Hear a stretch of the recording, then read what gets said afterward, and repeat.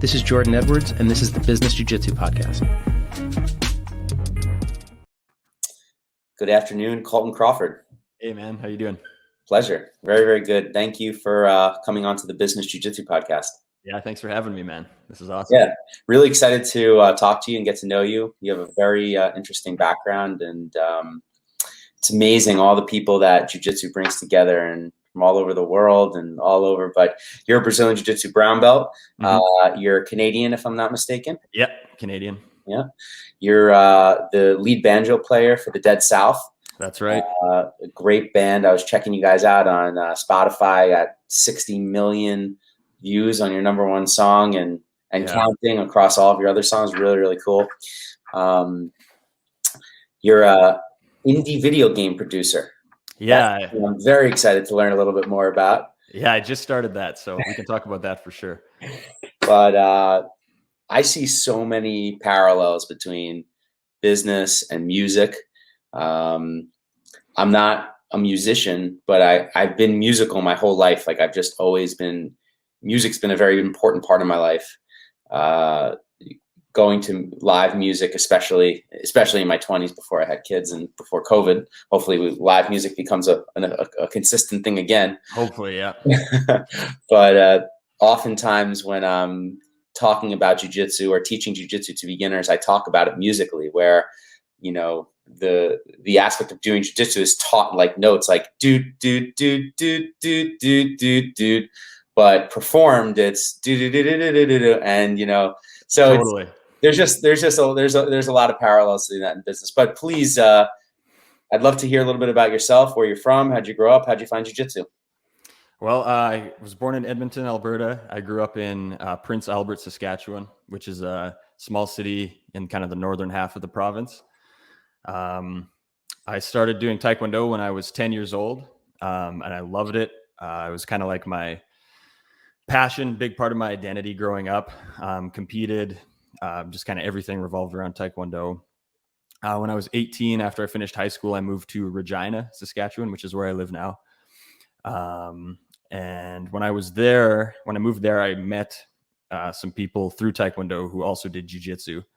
I started training at Jeff Wiley's jiu-jitsu gym. Jeff Wiley was the first black belt in Saskatchewan, first jiu-jitsu black belt in Saskatchewan, and started training there. And it wasn't long into my jiu-jitsu journey that it kind of took over Taekwondo, and I fell in love with it. I love the grappling. I love that you could train hard without getting hit. That was a real nice plus. Yeah. And it just seemed so much more effective and realistic. And I love the chess match and learning about all the different positions and everything. I just fell in love with it. So John Danaher has that famous quote where he says the first time he rolled with it, I think it was a purple belt or something, and he just said he wanted to at least be competent in it. And yeah, I felt that. It felt like a superpower. Like it felt like these people I was training with, even blue belts, when I first started, it was just like, wow, this power that they have is incredible. And I need to at least be sort of decent at this. So I did jiu-jitsu. I got my blue belt, trained for 2 years, got my blue belt. And then I was broke in university and started wrestling with the U of R wrestling team because I couldn't afford my jiu-jitsu fees. Did that for a couple of years. And then there was like a 5-year break when we started the band that I didn't train at all. And then a friend of mine, guy I started with at white belt, actually, John Nikolaichuk, opened a gym here in town about 5 years ago. And I've been training kind of not full time, but I've been training like regularly ever since he opened the gym. So that's classic big break at blue belt, but back at it now. So that's good. That's awesome. Yeah. And tell me about how and when you found music and how you ended up in this fantastic band. So I started playing piano at age 5. My mom was she taught me the piano, me and my sister. Age 12, I begged my mom. I didn't like piano when I was a kid, and I wanted to play the guitar so bad. And I begged my mom and begged my mom and begged my mom. And finally, when I was 12, she let me start taking guitar lessons. So I started playing acoustic guitar at 12, electric a little after that, and got really into like heavy metal. Played in bands with friends in high school and that kind of thing. And then in 2012, actually some buddies that I wrestled with on the U of R team were roommates with Nate, who's the singer for the Dead South.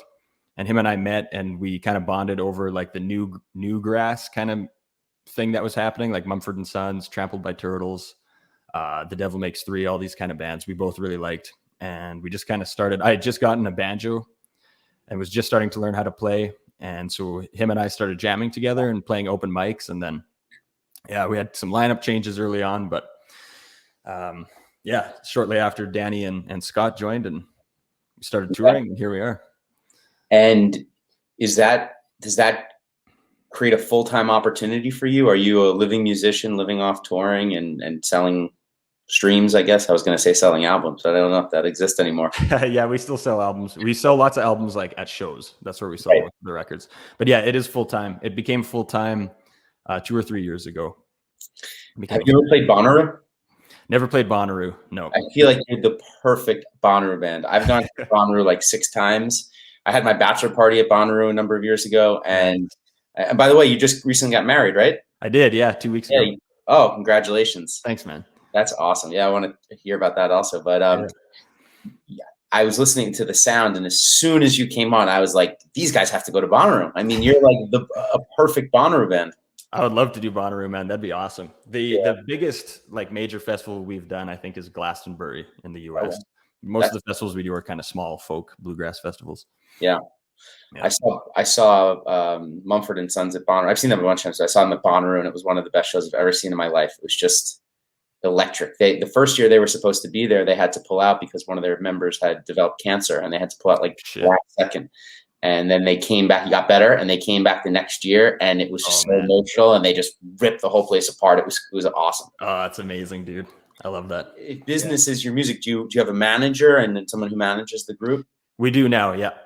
We have a management team and booking agents and all that kind of a thing now. So it's nice. Now we get to kind of focus on making music and enjoying. For a while there, kind of when things started to get really busy, but before we had a manager and a team behind us, it was just us 4. It was like we didn't write songs for like, there was like a year where we barely jammed, barely wrote songs because we were just constantly doing the business side of things, booking tours and making phone calls and emails and that kind of thing. So it's really nice now to have the team behind us.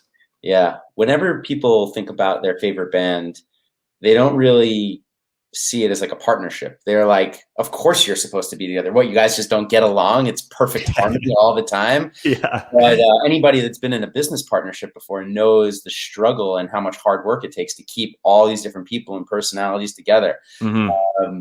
Have you been in any businesses before? But no, man, not really. This is just this is the first one.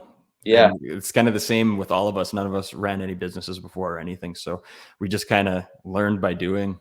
And yeah. I love, you ever listen to Howard Stern? Yeah. I love Howard Stern. So whenever he has these like legendary rockers come on, and he just grills them and asks them these questions about, like, you guys were making such beautiful music. How could you have broken up? And they're just like, we're people. It's so hard to do what we do and do it over a long period of time. And it is, man. It's like being in a 4-way marriage. Honestly, that's what it feels like. Like but we get along surprisingly well for, we've been together since 2012. So almost 10 years. And yeah, I love those guys. We love each other. It's really, really positive, like team and road crew we've got going on, and all things considered, we get along really, really well. That's awesome. So we're lucky. Yeah. Do any of the other guys train jiu-jitsu? No, Nate and Scott have both come and tried it out a few times, but none of them have jumped in full time or anything. Yeah. I feel like the better that I got at jiu-jitsu and the more I understood jiu-jitsu, it helped me become a better business partner, because the same ebb and flow of conversation and getting along with people and just being able to kind of do like verbal jiu-jitsu, business jiu-jitsu, as I call it. Mm-hmm. Tell me, I could imagine in a 4-way marriage, being a jiu-jitsu brown belt, you must have a leg up. Well, yeah, it helps with, I feel like it helps with everything, right? Like you just get used to you get comfortable being uncomfortable when you do jiu-jitsu for long enough, and you're kind of able to think clearly under pressure and keep your emotions in check relatively, I find, at least. But yeah, we're lucky though. Like we agree on most things. Like when we have a decision to make as a band, there's usually it's like 90% agreement, 10% like disagreement on, maybe we disagree on the path we should take to get there, but we all kind of agree on the destination. And so that's been really good. We're all kind of on the same wavelength, and it is pretty incredible that's the case, because I know that for a lot of bands, that's not the case at all. So, yeah. When is your next tour? Well, we have a few shows in Alberta at the end of this month. So I think 10 days from today. Yeah, 10 days from today is our first show back in over a year and a half. And then the first tour starts September 11th in Oklahoma. And then we do a US run, 3-week US run in September, October. So that's a great time to do. That's a great time to do a tour. Weather's going to be perfect. Those fall, those outdoor shows, and that's great. Yeah, it's gonna be awesome. Yeah, what is jiu-jitsu meant to you? How has it impacted your life and your career? What is this crazy sport that we found ourselves in, doing to make your life better? Oh man, I mean, obviously there's the physical benefit, right? That's like kind of the number one thing. For me, it's like, it's sort of the backbone of everything else that I do. Like if I'm not doing jiu-jitsu regularly, it's kind of when I start to get stuck in my own head. I overthink things. I find I get more anxious, more stressed out. The jiu-jitsu just kind of, if I'm training right, it's like a dose. I need like my daily dose, and it just keeps me thinking straight, keeps me humble, keeps you grounded in reality, right? There's nothing subjective about jiu-jitsu, which is one of the things I love most about it. And yeah, for me, it's just like, it's the backbone of everything else that I do. And it affects the way you think, right? Because jiu-jitsu is just really fast problem solving in real time. And when you get good at doing that on the mat, you can get good at doing that everywhere else in life. So for me, it's just it's like it helps me, how do I say it? It helps me like formulate the way I visualize the world, I guess. If that makes any sense. It makes perfect sense to me. I think it's going to make a lot of sense to anybody listening to this, because that really is why we do this. You do begin to develop a different way of looking at the world and interacting with the world through this art. And it is problem-solving based methodology. Mm-hmm. Is that something that you find in music as well? There's definitely more subjectivity in music than there is in jiu-jitsu. I mean, in jiu-jitsu, either you tap or you don't, right? Or you get the guard pass or you don't. Music, there's a lot like what is a good band? There's a lot of subjectivity to that. But in terms of just like learning extremely technical and subtle ways of performing with your body, then yes, there's a direct correlation between jiu-jitsu and music.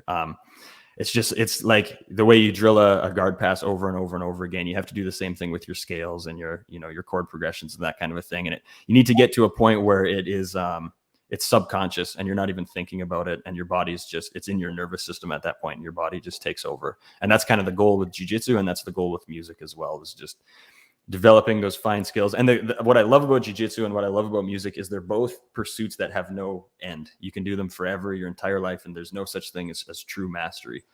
There's always improvements that can be made. So I love that aspect of both. That's one of the reasons I love it as well. When I was younger and I was exploring music, I felt like if I wasn't good at something, then I didn't want to do it. And with jiu-jitsu, I started doing jiu-jitsu when I was 24. I'm 36 now, and I'm still in love with it. I'm more in love with it now than I've been. Music, I wish that I would have had the maturity at a young age when I picked up the violin when I was in middle school to stick with it and stay musical, because I have this, like, the music is running through my body and I feel it and I can think in harmonies, and sometimes when I'm doing jiu-jitsu, it's musical to me. Mm-hmm.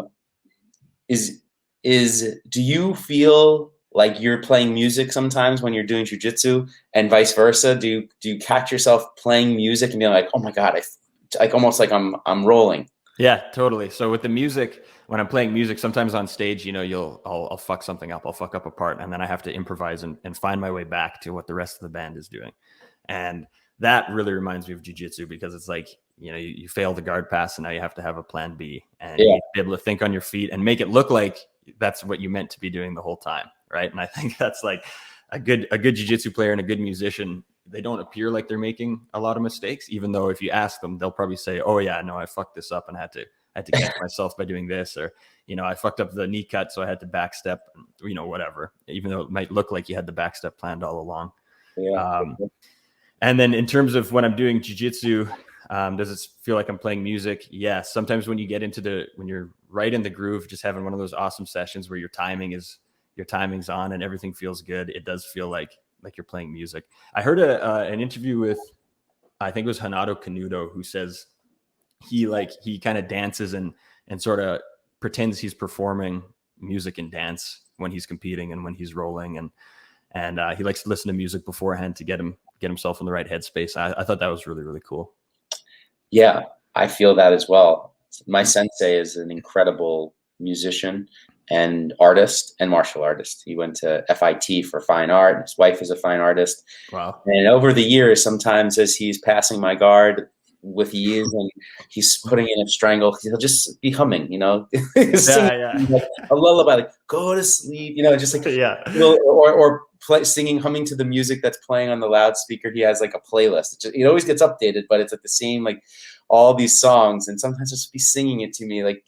That's awesome, man. I've never been choked out by someone humming me a song before. Yeah, so. Just gently like humming me to sleep. He's a very, very interesting person, and like I said, an incredible artist and martial artist and musician.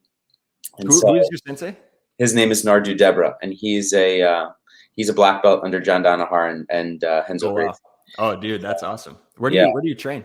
I train at our school is called Budokan.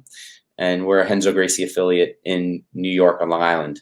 So we're about 30 minutes outside of New York City. Awesome. Direct train ride. And so. Well, next time I'm in New York, I'd love to come and train.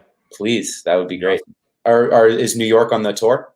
Yeah, no, I don't think it's on this September one, but it is sometime soon. Yeah. Oh, December good. Or January. I think January, actually. We'll definitely put that together. Yeah, man. Yeah. So I've been very lucky to train under him for my whole career, but I do spend a lot of time traveling for work, and everywhere I go, I brought my gi and my rash guard, and I just drop into gyms all over the world and all over the country. Same. And many of them I've developed great relationships where I come back year after year after year, and I've trained, and it's such a beautiful sport in that way where you can drop in, and as soon as you start rolling and feeling the energy, it's like, okay, you're welcome in. Yeah, you're home. It's like I've been to, I think I keep a list on my phone of all the gyms I've been to, but I think I've been to 66 different gyms all over Canada, US, and Europe. And every time, like I get in there, it's kind of uncomfortable at first. It's a new spot. You don't know what the vibe is going to be, but the second you start rolling, it's just like, it feels home. It's just like, it's really incredible. And the jiu-jitsu community, like I've never had a bad experience at a gym. In all, almost 70 gyms, never once have I had a bad experience. Everyone has been more than welcoming. They go out of their way to make you feel at home, and it really is incredible. Yeah, me too. That's been my experience as well. Yeah. Don't always love every gym that I go to, but I do have a great experience. For sure. Do you get butterflies before you're about to go into a new gym? For a while I did. Then I got so used to being on tour all the time and always just training at a different gym. It didn't, after a while, it didn't affect me. Yeah. I still get butterflies before I'm going to go into a new gym. And even sometimes gyms I've been to lots of times, I don't know who's going to be there that day. I don't know what the vibe's going to be. Sometimes if I'm sometimes I'm super in shape, sometimes I'm a little out of shape, and it just depends on, but most recently, I went down and I spent 5 days with Gordon and John Donahar and the crew in Puerto Rico. Oh, dude. I went for my 36th birthday. That was my gift to myself, 5 days. Oh, hell yeah, man. And I was walking into that gym and my hands were shaking. It's just – but as soon as I got there, they made me feel so at home. And that was it. There was it was right into training. As a matter of fact, my first session was with Nicky Rod. Just doing positional training. Crazy. He was going at like a 1, and I could be going at 100. My best round I've ever had, he was 100 steps ahead of it. So yeah, but it was just really. I still get that feeling, and it's just. but I love that feeling. I love that feeling of being uncomfortable and putting myself in that position over and over and over again. I love that too, man. That's another thing that jiu-jitsu has like another way it's really affected me is that the like stepping outside of my comfort zone is so much easier than it used to be, and it's getting easier and easier all the time. Like I even just doing this, like reaching out to you and talking about getting on this podcast is something like I usually wouldn't do. And I just started live streaming on Twitch too. For about a month I've been doing that, and that's way out of my comfort zone. But I have this like, I think between jiu-jitsu and playing live music, I don't have any fear of making an ass out of myself publicly anymore, because I've done it a million times. Like I've gone to jiu-jitsu gyms and gotten whooped up as a purple belt, have white and blue belts, fuck me up because whatever, I'm just having a bad session that day or whatever. And I've screwed up on stage so many times that like that fear of looking like an idiot doesn't scare me anymore. I'm just used to looking like an idiot. So it's totally fine. Yeah. So jiu-jitsu and live music have both really, really helped in that regard for sure. Two of the guests on this show have also been gamers. Kit Dale was recently on the show, longtime Brazilian Jiu-Jitsu competitor, and we got to talking about gaming. And he's now, he said, in one of the top 1% of gamers in the world, and has like a big Twitch following and streaming following. And he was filling me in on the parallels between gaming and becoming really good at gaming as a profession, and how he approached jiu-jitsu. And so there were some interesting parallels there too. I've never gone on Twitch. I've never watched Twitch, but I'm very, very fascinated about the industry, how it's growing. For example, I have a 3-year-old son. I've been thinking a lot lately, if he came to me and said, like, I want to be a professional gamer, I would have to take that deadly seriously. I can't shut it down the way that my parents would have been like, a gamer? You can't be a gamer. Today, if your kid wants to be a gamer, you got to put the time and energy and resources to them gaming. Yeah. Isn't it crazy? It's crazy. And it's a multi-billion-dollar opportunity as a career. So being a content creator, for gaming or for anything else is something that you have to take seriously. So yeah, I think the fact that you're doing it and reaching out and starting this, and by the way, I think it's in its infancy. Like you might have a 20 or 30 year career ahead of you streaming. Yeah. Well, I do like, I'm not really into the competitive gaming thing. I'm not good enough. Like I watch Kit's Twitch actually and hang out in his chat every now and again. And he's freaking good. And actually the guy from the singer for Trivium, I don't know if you know the metal band Trivium. He's a big Twitch guy as well. He plays Warzone and he's really, really good. But most of my streams lately have actually been music streams. So I do like banjo playing, play Dead South songs, play some covers, and that's been a blast. It's been super, super fun. Let me share my screen for a second, and I want to pull up some of your playing because it's phenomenal. I mean, thanks, man. Incredibly talented. It's obviously when you have a band like yours and you guys are on the rise. This one was the one that I was the Lamagon blown away.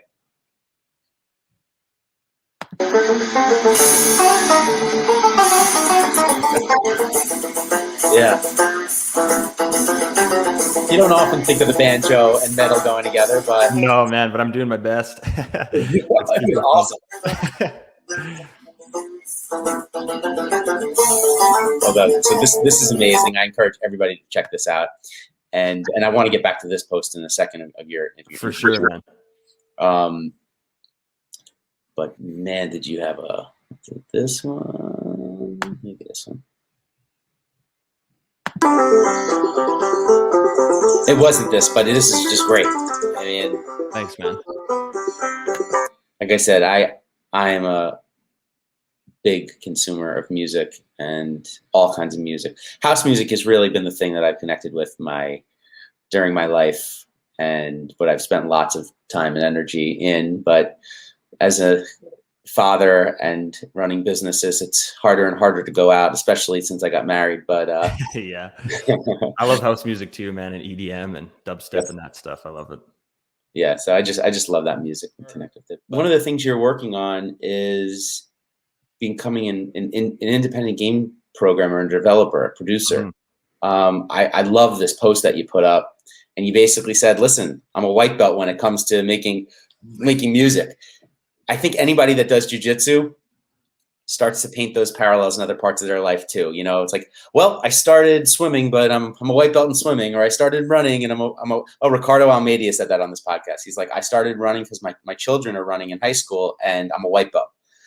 So yeah, just tell me a little bit about how you came into this indie game development and what it means to you and what we're looking at over here. For sure. Okay. So yeah, first of all, I love the parallel. I love the, there's kind of the debate on whether the belt system should stay in jiu-jitsu, and some people are for it, some are against it. I'm all for it because I love the way that it allows you to, like right now as a brown belt, I can start something, like I know what it takes to go from white belt to brown belt in jiu-jitsu. Yeah. And I know that if I can do that in jiu-jitsu, I can do that in pretty much anything else. And just kind of having that like visual system and being able to assess your own abilities in something, I think is really, really important. So, and also like I tell all the white belts who start at our gym, like it's really tough at first, and progress, like you tap 10 times in a 5-minute roll, and then the next week you tap 8 times. That's progress at the start, you know? And like, and that's how I see every other new thing that I try and start is I allow myself to be a white belt and to suck at it. So that's kind of where I'm at with game development. So over COVID, obviously we weren't touring at all. Stuck at home with lots and lots of spare time on my hands. And I kept saying to my wife, like, we were watching a lot of Dragon's Den or Shark Tank, I guess is the American version. We were watching that a lot. And there's tons of like programmers that come on there with some sort of app or product or something. And every time we would watch it, I would say, I want to learn programming. I just, for some reason, I feel kind of drawn to that thing. It's something I'd like, same sort of thing with jiu-jitsu. I'd like to at least be competent and understand what's going on there. It just seems so interesting. Yeah. And I have a couple friends I do jiu-jitsu with who are computer science guys. And they told me about Game Maker Studio, which is like a relatively simple way to start making games and learning a programming language. And so I downloaded it, bought the license, and just kind of started hacking away. And so right now I'm almost finished my first game. It's called Dots. It's just a top-down, like 2D puzzle exploration game. Really, really simple. Is that what we're looking at right here? That's what we're looking at now. Yeah. It looks quite a bit different now. Yeah. But yeah, so that's what we're looking at from that post there. So you just go from room to room. You got to figure out what the room requirements are, solve the puzzle. And then there's like a big mega puzzle at the end.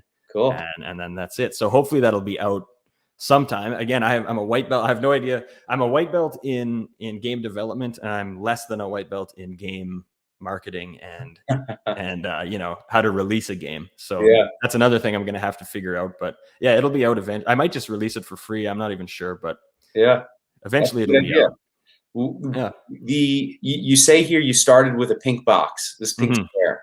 So that's like the first pixel. It's basically just one pink square, and then you build off of that. Pretty much. Yeah. So the pink square was the player. I didn't have an actual player character or anything. It was just a square, and I was just kind of practicing typing in the code to make the square move from tile to tile and that kind of a thing. And then I started practicing collisions, so if he comes up against a wall, the square has to stop and it has to detect the collisions. And then I added boxes, so you can push the boxes around. And then I added the floor tiles, which are kind of what the puzzles are based on. It's all white and black dots, which is why the game is called Dots. And you have to figure out like what the dots mean and what is required of you in each room. And then, it's kind of it. But yeah. Great. Yeah. Through jiu-jitsu and building businesses and having lots of employees, I've come to really appreciate the beginner and the person that just starts. And I actually have some stories that I've written about in my first book about really talented people who don't have any patience for beginners and chastise them, yell at them. You don't know what you're doing. You should know how to do this. And, it would be like being an incredible athlete and being upset with someone because they're not fast, or, things that are innately come to you naturally, attack people because it just doesn't come natural for them. And whenever I see people who are starting something new, I get so jazzed up about that. That's what this project is to me. I started this podcast. I'd never done podcasting. I'd never been in front of a camera. I didn't have social media. I was a very private person. I didn't want to be in the limelight. I didn't want any kind of attention, really. Yeah. But I had this incredible passion for what I was doing. And I had this realization that being social is moving online, is turning into Twitch, is gaming, is doing all these things. I said, do I want to be a dinosaur? Do I want to be someone who pretends like this whole other world isn't existing? Or do I want to be a part of this new economy? And so I just jumped into it. And my very first podcast on this was with my best friend. And he doesn't even do jiu-jitsu. I just had to get started. Yeah, man. I love it, dude. That's like, I love that too. I love the idea of, I love seeing people begin something, and I love being a beginner. I love that feeling of like, I have no idea what I'm doing, but I'm going to figure it out. When we first started the band, we had a meeting with a guy named JP Elson, who is the head of Sask Music, which is kind of like a provincial body that just helps kind of independent musicians, mentorships and that kind of thing. We had a meeting with him, and it was really, really early on in the band. We had just like played a couple of shows, starting to kind of, let's try and take this seriously and see what we can do. And set a little meeting with him. And he said something that has always stuck with me, and I kind of apply it to everything. He said, before you book tours, before you think about recording, before you think about doing anything, play 100 shows. You have to play 100 shows before you do anything else. And if you can get through those 100 shows, you'll kind of realize a little bit more about who you are. You'll have a more realistic understanding of where you're at. It'll give you the practice and the confidence that you need to kind of move forward. And I apply that to everything. So with the streaming stuff I was telling you about, like anyone who watches the stream knows it's just technical issues. There's video delay, there's audio delay, there's lag, like the stream's cutting out and going back in. And it's just like, but I told myself at the start, I'm not even going to worry about making a good stream for at least the first 100 streams. The first 100 are just to figure out what's going on. Yep. And when you're not afraid of failing for those first 100 times you do something, it's like, it's a really liberating feeling. And so I love that, man. I love being a beginner, and it's awesome to hear that. Like I didn't know that this was your first podcast or anything. Like that's really, really cool. Yeah, it's this was my first foray, and I wrote down all my dream people that I wanted to have on this podcast. And I never imagined that within my first year I was gonna have John Danaher or Gordon Ryan or Ricardo Almeida, amazing, man. or any of these guys that were going to have interest, because I had 0 followers on social media. I never had Instagram before. I didn't know how to do it.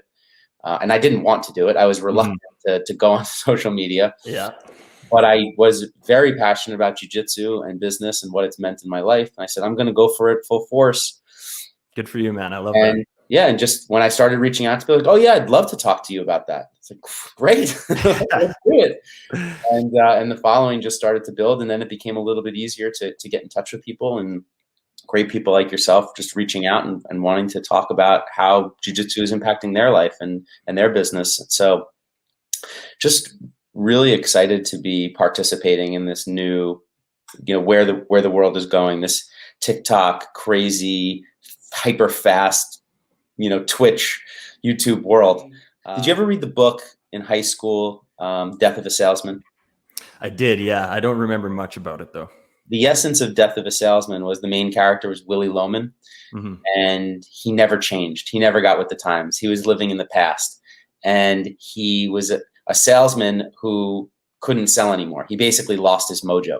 Okay. And so he never finds it in the book, really, but you don't want to be that guy. You want to constantly keep changing and evolving and growing and learning. And, that's what jiu-jitsu represents to me. It's so explicit that if you don't keep evolving, you start to decline. In business, it's not so easy to see those parallels, because once you start to get a little successful, once you start to get a little, you build a team, you build money. Well, that's the way we do it. That's the way we have to do it. Why would we change it? The reason why you change it is because it's dying.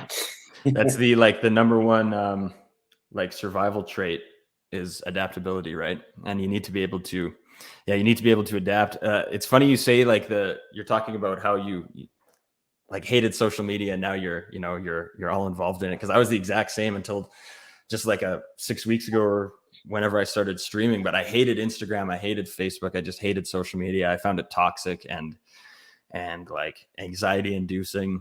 And these last few weeks that I've been streaming, I've turned something that was a negative thing in my life into a real positive thing. Like now I love going on Instagram and checking the messages, and going on Twitch and going on Discord and chatting with people. And yeah, it's I had 2 options, right? It was either, or actually I guess 3, keep everything the same and just hate social media forever, go off the grid and never connect with anyone online at all, or like you said, adapt and, just embrace the way the world's going and see if I can make it work for me. And yeah, it's been a really good, like experience so far. I was positive that, so in 2013, when I had Instagram and I very famously in my group of friends quit, I was positive by 2015 it was going to be outlawed. I was like, how could this thing? It's so bad. I thought it was going to be like cigarettes. I thought the government was going to step in. They saw all the suicides. They saw all the kids and all the problems. I thought they were going to step in and regulate it somehow. Mm-hmm. Obviously, I was wrong. Yeah. And then I also saw how powerful it was for my business. And then I made that realization, and I had to have that moment of where I said, am I going to ignore this? Because every other part of my life in business and jiu-jitsu and all places, I was preaching this attitude of embrace change, look to the future, where's the world going? And this isn't slowing down. I do think that podcast and long format is a really, really great mechanism for getting your voice out there and being able to talk about things and meet with people that you share commonality with all over the world. Mm-hmm. You're not just regulated to your friend group or your community or where you grew up. Now you can develop relationships with people all over the world. I was just in Greece for my sister's wedding, and I went to a BJJ school there, Mykonos BJJ. And the head instructor, Greek, been living in Greece his whole life.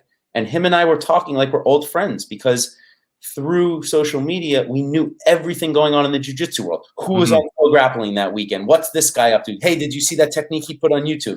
I'm like having a conversation with a guy from halfway around the world. What would we have had in common 15 years ago? It would have been much harder to develop that kind of bond. Absolutely. Yeah, it's really cool, man. I love everything you're saying, because I feel like I'm experiencing these parallels in my life as well. Like, so one of these communities I've gotten involved in Twitch is the like the metal guitar community. I just get along with these guys. I've met so many awesome people, and it's like I've been waiting my whole life to nerd out about like the Lamb of God discography, and like in high school I had some buddies I would talk to this shit about, but like now there's all these people who are on the exact same wavelength. We'll just start chatting, and we're talking about, we see the same bands on the same tours 10 years ago, and we'll talk about the show, and I don't know, it's just really, really, it really can be a positive thing if you curate it. Yes. If that way, Yeah, you have to be very intentional about what you're letting through the gates, what you're looking at, what you're viewing, how it's affecting you. And I've been very aware of that. I try to be as aware as possible. I'm sure a lot slips through, but when I go on these platforms, I want to make sure that what gets through these two ears and these two eyes is helping me achieve my goals and not stop me from achieving my goals. And sometimes, especially like on this TikTok, I don't know, are you on TikTok? Have you tried this? My wife loves TikTok, but I just, for some reason, I haven't jumped in yet. I know I need to just bite the bullet and get in there, because that's the way everything's going. But I don't like TikTok and I don't like Twitter. So I've been avoiding those two, but eventually I'm going to have to get there. It's a very powerful platform. We're using it for my company, and we amassed about 10,000 followers. And I remember we have about 225,000 followers on Instagram for my business. And the first 11,000, I remember, were so engaged in the business. This was in 2011, and it wasn't cool, and it wasn't curated, and isn't what it is today. But those first 10,000 TikTok followers, once again, are so engaged with the brand, and there's just it's like these things develop. People want to be in touch with you, and it just depends on exactly, like I said, if you are intentional about not letting it bring you down, it can be a force for good. 100%. Like using your jiu-jitsu.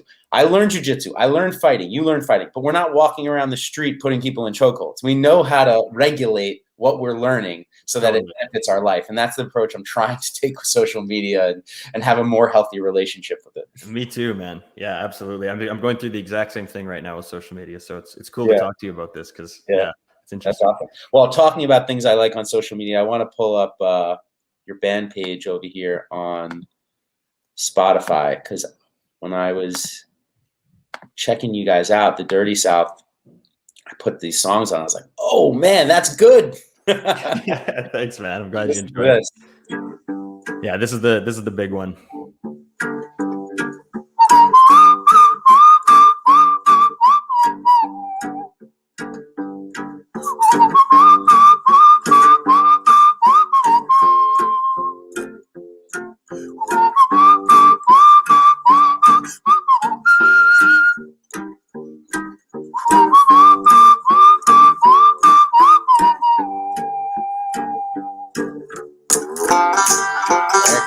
There you are.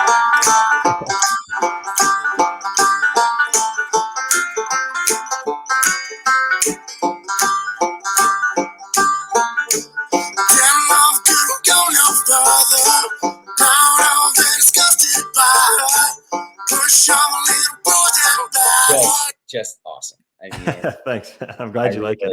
I really like it. I was not that I wasn't surprised, but you know, when you look up music and you can hear it and you're like, oh man, 60 million views. Well, that's why, because it's awesome. And your contribution to that band on the banjo is extremely pronounced. I mean, you're front and center on most of these songs. Thanks, man. I kind of approach it like I said, I grew up playing like metal guitar, so I approach the instrument kind of like playing a lead guitar, and I try and write parts that are more lead guitar parts. Yeah, that comes across really awesome. People can find you at, let me see here, the Colton Crawford on Instagram. The Colton Crawford. Yeah. Yeah. And I want to set up your Twitch over here too. Mm-hmm. Colton Crawford on Twitch. Yep. Twitch.tv/Colton Crawford. Yep. Say his name. Yeah. So here, let me just give me a little Twitch tutorial. So it's similar to YouTube in the fact that you stream live, but then they stay here. So I can click in here and I can come watch your stream. Yes. Yeah. So it's like YouTube, but live, and the whole like kind of what you're doing on the stream is almost secondary to like hanging out with the community and the people in the chat. So this morning I did one, we were playing banjo. I'm practicing up for these tours. So we played a bunch of Dead South songs, then did some covers and that kind of thing, and took requests. That's awesome. Yeah, it's really, really fun, man. I love it. It's like, I feel like social media, the like mission statement for most social media is creating connections between people. Yeah. But I feel like on Twitch, it's really, really true. Like I've made some really meaningful connections with people, like both people who hang out in my streams and in my chats, and people who I've met through, you know, hanging out in their streams and in Discord servers and that kind of a thing. And it's been really, really, it's actually surprising how meaningful it's become, how meaningful of a part of my life it's become in just the last month or so. It's made a noticeable impact on my mood and my overall just kind of feeling. I'll end on this. In 2017, when I first started thinking about business jiu-jitsu, and I was just scribbling in my notebook, which I carry everywhere with me, I wrote down, make your heroes your friends. I love it. And I just, you know, I was like, that was it. That was like my concept. And when I started this in January of 2020, and in the same notebook, or probably 5 iterations of it later, but I started to just handwrite all the people that I want to talk to and meet. And it's like, people always think that manifesting and putting your intention towards something, oh, that's so cheesy, that's so stupid. But it's like, no, you're doing this now as a computer programmer. Like, I always tell people that when you take notes, it's like programming in your mind what you want from yourself. 100%. I love that. Yeah. So yeah, that's really cool, man. Make your heroes your friends. I like that a lot. That's cool. Yeah. Listen, love getting to know you. Big fan of your music. I followed you guys on Spotify, and I'll get an alert the next time you're in New York. But if you can remember, please email me and let me know when you're going to be in town for some jiu-jitsu, and I'd love to come check out your show. Absolutely, man. We'll set that up for sure. That sounds great. Awesome. Well, have a great day, Colton, and I will hopefully I'll see you soon. Yeah, thanks so much, man. I appreciate it. Yep. Bye. Cheers.